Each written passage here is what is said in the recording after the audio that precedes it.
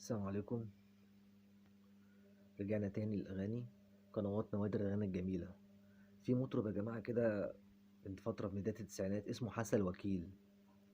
عنده برضك شوية أغاني خفيفة، وأغاني اللي بيقولوا عليها روشنة بتاعت زمان، الأغاني الروشة الطحن والحاجات دي. الأغاني دي لو موجودة دلوقتي يعني هتعجب ناس كتير قوي. دي برضك من الحصريات.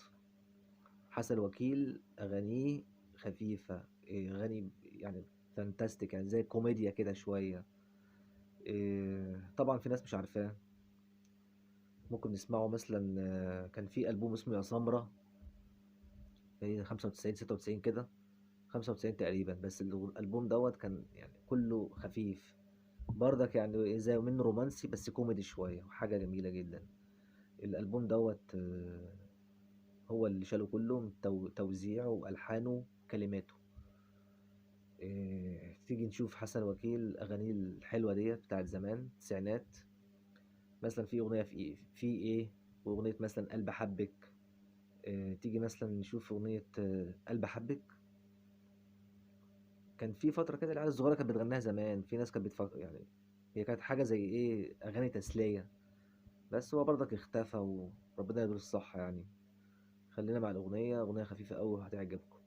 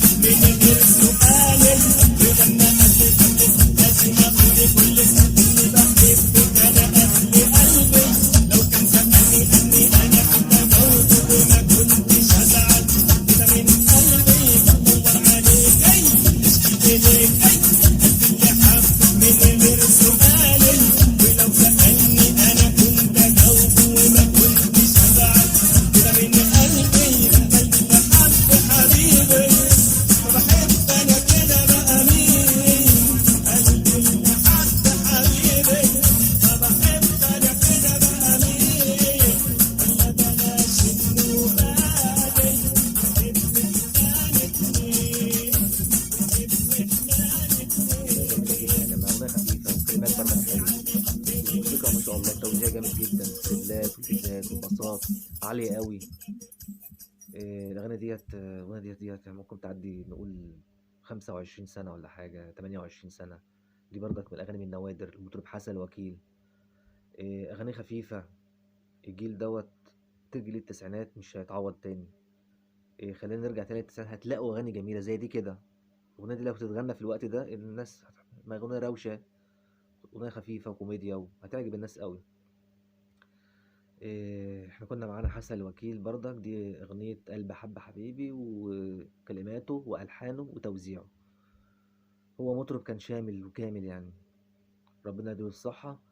وخليكم معانا، وهنجيب برضك أغاني حصريات إن شاء الله مع بعض. السلام عليكم.